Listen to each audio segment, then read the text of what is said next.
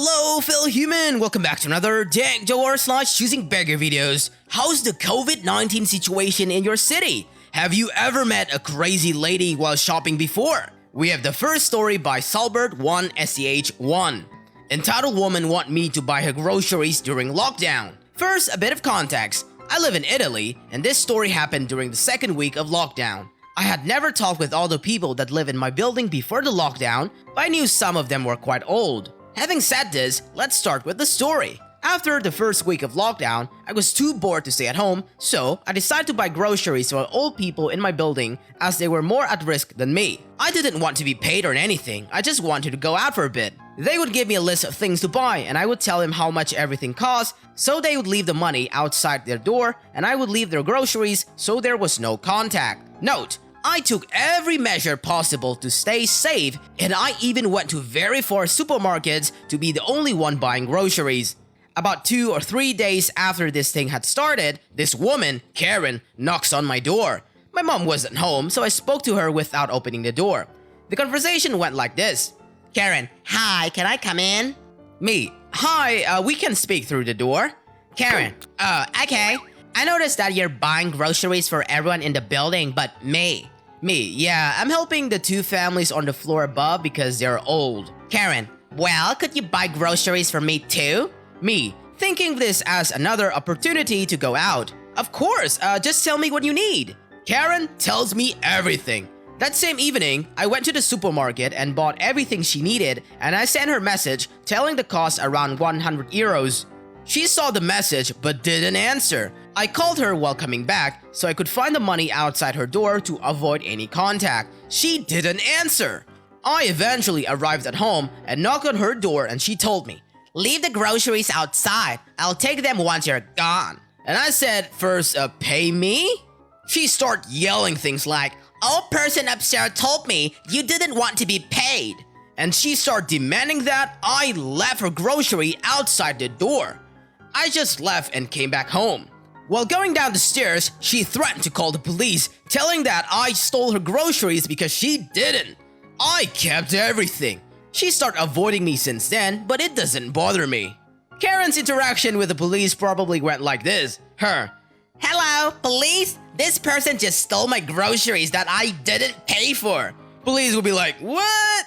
On to the second story shared by u/Lexador. Wait, so I have to put my money on the gift cards? I work at a popular redhead fast food empire, and since our lobby is closed due to COVID-19, all orders must be taken at drive-thru. This puts me by our pickup window and listening to orders over the headset. Enter our star of the story, who I will lovingly call Karen. She drives up to the speaker and asks our drive-thru person if we have any gift certificates. Karen, do you all have gift certificates? Coworkers, no, we do not. We do offer gift cards, however. Karen, great. Can I have 15 of them? Coworker, go ahead and pull up the window. This is where it's mostly paraphrased as I didn't hear the whole conversation from my position. Policy requires our managers to handle any gift card purchases and reloads. As my manager is getting the cards together, she asks how much she wants on each card and who are they for. Karen, I need $2 on each card. They're for my employees. Manager, alright, so that comes down to $30 in total. Karen, wait, I thought I didn't have to pay for them. Me, well, that's how the money gets put on the cards. You need to purchase the funds. Karen, that is ridiculous. I don't have to pay for them. I'm a business owner and I'm struggling because of the corona. Me, well, I'm sorry, but we can't just give these to you on the house. The rest was tuned out as another person came through our drive-thru and I had to help them fill an order. From what I saw, Karen drove off without her gift cards. Why on God's green earth would you give your hardworking employees $2 gift cards to a fast food place? I'm glad that lady left without purchasing. Her employees deserve better. Wow, $2 whole per employee? And yet still being a cheapsake to be willing to pay for them. That's both a crappy manager and an ultra Karen. We have the third story shared by u/Mother Spinach. CB attacking a doctor, who of course has nothing else going on right now. I'm a physician. Obviously, things have been a little bit crazy lately with the whole COVID-19 lockdown. I've been doing telemedicine during my downtime for a large company since many people cannot get in to see their doctors.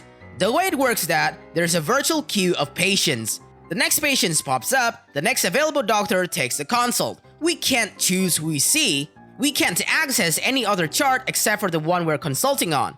So I call the next patient that pops up. He tells me that he's fine, but he wants to consult for his wife. She's not registered as a patient with the service, but in his words, "I figured it would be quicker to do it this way."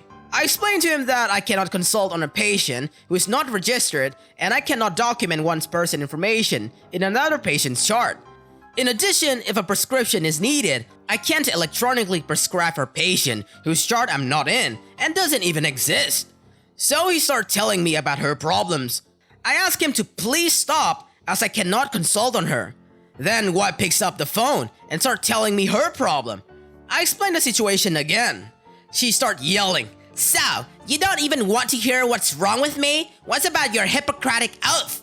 I tell her that no, I actually don't want to hear what's wrong with her because I can't help her. She needs to register as a patient like everyone else, and I have the line of 200 other patients waiting for a callback, and this is not an exaggeration.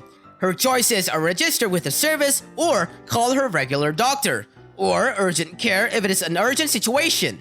She starts yelling, "What is your name? Tell me your name. Tell me your..." Click! I'll say that is the unparalleled beauty of telemedicine, the ability to hang up on someone. But seriously, doctors and nurses are working our butts off right now and doing our best. Don't give me your "let me speak to a manager" attitude today, Karen. Well, thank you for your service, holding the front line against the whole epidemic. Moving on to the fourth story shared by you/Blue Amaze.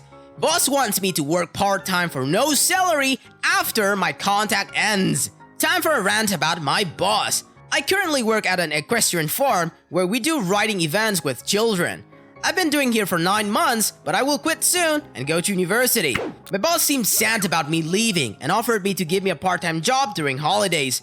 We usually get 15 to 20 kids then, and they all get a 2-hour riding trip, food throughout the day, and spend the rest of the day drawing pictures and doing crafting. The parents pay a crap ton of money for this. So when I was offered to switch to part-time to help out, I obviously asked about the payment. I told her that the minimum wage would be fine with me if she had any trouble paying me. Suddenly, she got mad at me and told me that it was inappropriate for me to ask for salary. What? I would be helping out and not work full-time, therefore, I would deserve a payment. She literally told me that I would get free food for an entire week or day of the event, and I could convert 1 hour of helping out into 1 free riding lesson. That would be enough, and I shouldn't be spoiled. I told her that I'm not interested in riding lesson because I barely have time for it. She kept on talking that she can't offer me anything else, and all the middle school kids who ride our place and help out do it like this, and they never complained. When I told her that, unlike school kids, I need to pay my bills and my rent every month, she left the room and told me that if I have any trouble with money issues, I should look for a new job.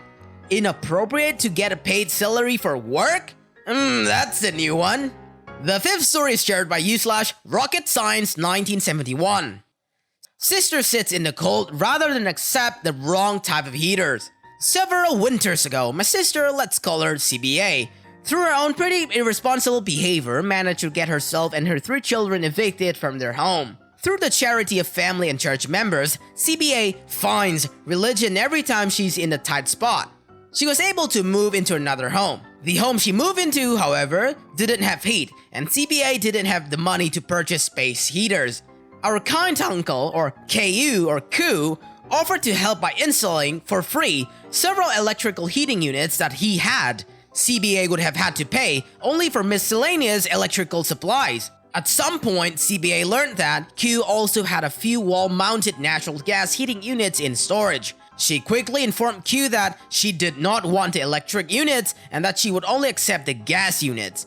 Q explained to her that the gas units were very expensive and were for a contracting job. CBA pitched a fit and said that she wanted the gas units or nothing at all. Of course, she expected Q to cave and give her what she wanted. After all, she had 3 small kids that would freeze over the winter.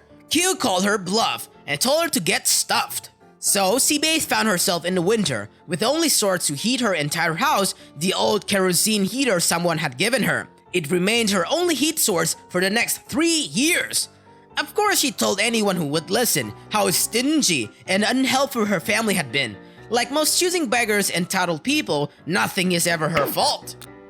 Well, let her suffer. Uncle offers her a perfectly good heater, but she's like, nah, I'm gonna go with this instead. On to the 6th story shared by u/Royal Okie. Freeloader CB with a special dietary plan. This one is for my childhood that I think still happens all the time.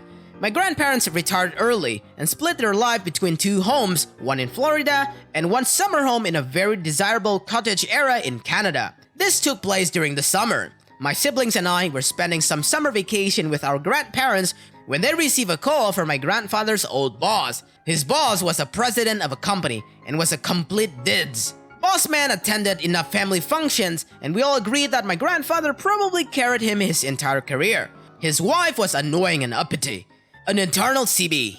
Even as a kid, I was completely irritated by her presence.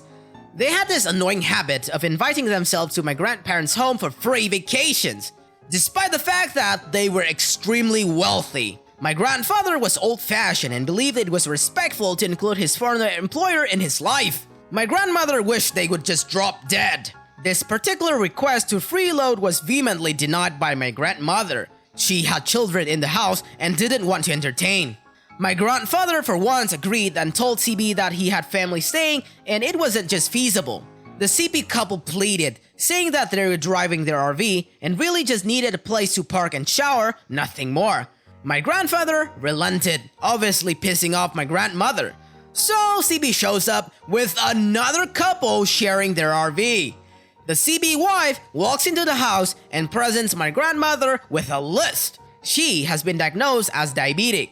She needs my grandmother to prepare specific meals at specific times. My grandmother told her that she won't be preparing any special meals, but she is welcome to use the kitchen and share anything she finds in the fridge. The reason this memory remains fresh is that it was so much fun. We ate out in restaurants almost every day while those people were there because my grandmother refused to cook meals. She did, however, prepare a plethora of fancy desserts and pastries that she knew the CB couldn't have, but we kids obviously enjoyed. Oh, the grandma sounds like an amazing person. I aspire that level of passive aggression. Next up, we have the 7th story shared by u/Elizabeth Neal 04. Woman demanded to give her a table we weren't selling. So I was helping my dad out at a car boot sale one weekend, and this lady came up to us and asked about the table we had all of the items on we were selling. She said she liked it and she said she was willing to pay 20 pounds for it. My dad explained that the table was not for sale and clearly pointed to the sign we had up, everything for sale except from the table.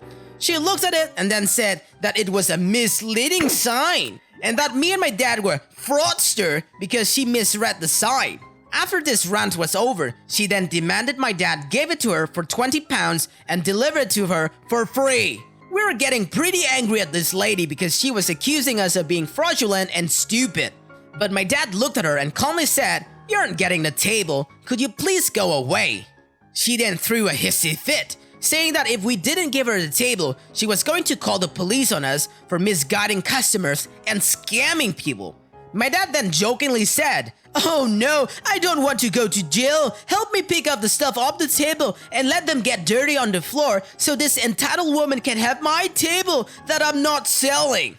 This made the woman go mad and stormed away from us, saying that we were losing money and that she was going to tell everyone not to come to our stall. We don't know what the woman was thinking, but we were relieved that when she left. We had a good selling day and sold pretty much all of the items we had, and no one asked about the table, so that made it clear to us that the sign wasn't misleading.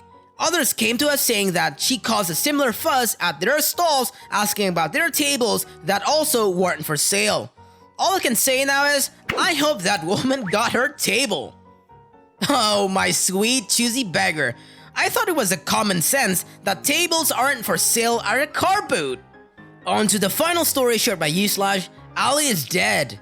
Girl buys my brother-in-law AirPods claims that they are fake and wants a refund, but also wants to keep them. So my older sister and my brother-in-law buy expensive stuff that they either don't like or don't use and never send back. They are lazy, so they give it to me to sell, since I'm so savvy with the selling stuff online. I don't get to keep the money though. They give me a little, so I don't mind, plus it gives me something to do. Anyway, a girl on Depop bought his AirPods. They're unused, but in an opened box. He was sent the wrong version, and she haggled me on the price for a few weeks until my brother-in-law said that just sell them above 100 bucks since they're still new. So the girl and I settled for 110 bucks and she pays me and I send them out. Every day she messaged me about where they are and why they're taking so long to get it to her. I knew then that she was going to try something, so let my brother-in-law know that she'll probably ask for a refund, and he says screw it, as long as he gets them back. So 3 days later, they arrive, and not even 15 minutes later, I get the email to inform me from the USPS that they were delivered. She sends a PayPal dispute that the airports were fake, and she wants a refund. She claims that the box is open and that the wrapping on the AirPods was gone and that they don't have a serial number on the box or inside the charging case. I had to dispute her claim and inform my brother-in-law. I'm absolutely beyond annoyed with his tramp, and since I had been bothered by her for a few weeks until she got the darn things, I now have to read her BS. My brother-in-law says again to just give her the refunds once she sends them back, and I do so on the dispute. With this, she has to give me the tracking number when she sends them back. And once I do get them back and see that they're what I sent to her, she gets her money back. A day and a half passes and she doesn't send anything. No tracking, no response. And then she sends me a message that it's unfair that she has to send them back because they're fake and she needs her money now and has to throw them away and buy another somewhere else. I am literally speechless, like my brain stopped working for a few seconds.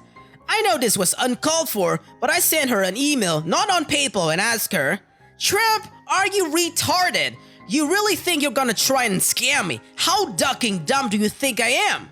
Yeah, I'm not entirely proud of writing that, but I reread her dispute response a couple of times because I didn't believe it, and then I just got so darn angry. She sends another message calling me rude, saying that I'm a scammer since I supposedly sell stolen electronics for my fake family members to people and I should be banned. I don't even respond to her and just message PayPal about this that I will not accept anything she sends me back. I don't think they would even side with me if she did send me back some fake ones and that I want the item back. They tell me that they would have to reopen the dispute if she does send the wrong item back, but she has 10 days to give a tracking number or they will close the dispute in my favor. Well, she sends one more message, "At least give me a partial refund for calling me names." I don't send her crap. Here we are 10 days later and my brother-in-law gets to keep his money. I blocked her on Depop and left her feedback. Apologies how uneventful this was, but the dispute was closed and I am annoyed just thinking about it after sending my brother-in-law his money. For your information, he ordered AirPods 2 that charge on a wireless pad and have light on the front but was sent the first version. So basically I want a refund but I still want the thing? Yep, sounds like exactly our sweet choosing beggar. That's it for today, fellow humans. Thanks for watching. Be sure to leave a like, comment, and subscribe. See you guys next time.